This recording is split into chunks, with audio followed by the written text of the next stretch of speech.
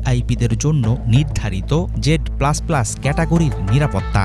দিল্লিতে থাকা মেয়ে সাইমা আর যুক্তরাষ্ট্রে থাকা ছেলে সজীব ওয়াজেদের সঙ্গে প্রায় প্রতিদিনই যোগাযোগ করছেন তিনি। দলীয় নেতাকর্মীদের খোঁজখবর নেয়ার অনুমতিও আছে সাবেক প্রধানমন্ত্রীর। এমনকি ইচ্ছে মতো অ্যাক্সেস করতে পারেন ইন্টারনেট। ভিনদেশে বসে তাহলে কি হাসিনা নিচ্ছেন মাঠে নামার প্রস্তুতি? কড়া গোপনীয়তার মাঝে তাকে আশ্রয়ে রাখার কারণ কি শুধুই পুরনো বন্ধুত্ব? ৫ আগস্টের পর শেখ হাসিনা ও তার বোন শেখ রেহানা যখন পালিয়ে ভারতে যান, দিল্লি কর্তৃপক্ষ মনে করেছিল সংক্ষিপ্ত যাত্রা বিরতি করেছেন তারা। পরবর্তীতে গাজিয়াবাদের হিন্ডন বিমান ঘাঁটি থেকে তাকে সরিয়ে নেওয়া হয় দিল্লির কোনো গোপন ঠিকানায়। ১৯৭৫-এ মুজিব পরিবারের হত্যাকাণ্ডের পর থেকে শহরটির অভিজাত এলাকা পান্ডারা রোডের বেনামি এক সরকারি ফ্ল্যাটে দীর্ঘ প্রায় ৫.৫ বছর এমন গোপনীয়তার মাঝেই বসবাস করেছেন মুজিব কন্যা। সেই সময়ের মতো এবারও অতি গুরুত্বপূর্ণ অতিথির জন্য রাখা হয়েছে সর্বোচ্চ পর্যায়ের সিকিউরিটি প্রোটোকল। শেখ হাসিনা ভারতে আশ্রয় নেয়ার পর থেকেই তার স্ট্যাটাস ও অবস্থানের বিষয়টি নিয়ে চরম গোপনীয়তা রক্ষা করে আসছে নয়াদিল্লি। পুরনো মিত্রের নিরাপত্তা ও সুরক্ষার ক্ষেত্রে কোনোরকম ভুল করার দায় দিতে চাইছে না মোদি প্রশাসন। সারাক্ষণ তাকে চোখে চোখে রেখেছে সাদা পোশাকের কমান্ডোরা।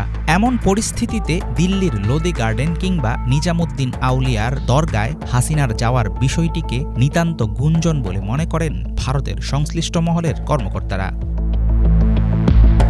৭৫-এ দিল্লিতে বহুদিন বসবাস করেছেন শেখ হাসিনা। সেই সময় রাজনীতি ও কূটনীতির বাইরেও নিজস্ব মিত্রদের একটি সার্কেল গড়ে তুলেছিলেন তিনি। পুরনো পরিচিত এসব ঘনিষ্ঠজনদের অনেকেই এর মধ্যে হাসিনার সঙ্গে সামনাসামনি দেখা করার সুযোগ পেয়েছেন বলে জানিয়েছে বার্তা সংস্থা বিবিসি।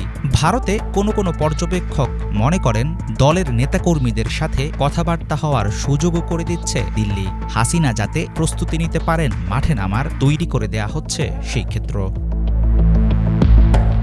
বরাবরই সতর্ক অবস্থানে থেকে হাসিনা পরিস্থিতি সামাল দিচ্ছে নয়াদিল্লি। ভারতের মাটিতে বসে প্রকাশ্য রাজনৈতিক বিবৃতি না দেওয়ার জন্য সাবেক প্রধানমন্ত্রীকে অনুরোধও জানিয়েছে দেশটির প্রশাসন। তারপরও বাংলাদেশের রাজনীতিতে নতুন করে হাসিনাকে পুনর্বাসন ও তাকে ক্ষমতায় বসানোর পায়তারা করছে মোদি প্রশাসন। নানা কারণে উঠেছে এমন গুঞ্জন। তবে অন্য অনেকের মতো আশাবাদী হতে রাজি নন ঢাকায় ভারতের সাবেক হাইকমিশনার পিনাকরঞ্জন চক্রবর্তী। তিনি মনে করেন হাসিনার বয়স ১০ বছর কম হলে দেশে ফিরে দলের হাল ধরতে পারার সম্ভাবনা ছিল, কিন্তু এখন আর সেটা সম্ভব না। হাসিনার দেশ ছেড়ে পালিয়ে যাওয়ার গত ১০০ দিনে সামনে এসেছে তার চট করে দেশে ঢুকে যাওয়া সহ বিভিন্ন আলাপ। আমেরিকার প্রেসিডেন্ট নির্বাচনে ডোনাল্ড ট্রাম্প বিজয়ী হওয়ার পর আওয়ামী লীগ নেত্রীর প্রত্যাবর্তন নিয়ে আশাবাদী হয়েছেন বহু নেতাকর্মী। দিল্লির একজন শীর্ষস্থানীয় কর্মকর্তার বরাত দিয়ে বিবিসি জানায়, বাংলাদেশের রাজনীতির মাঠ এখনও গরম, তাই লুজ বলের মতো সুযোগের অপেক্ষায় আছে নয়াদিল্লি। তার এমন মন্তব্য ইঙ্গিত দিচ্ছে একসময়ের প্রতাপশালী প্রধানমন্ত্রী শেখ হাসিনাকে অনির্দিষ্টকালের জন্য হয়তো চলতে হবে ভারতের ইশারায়।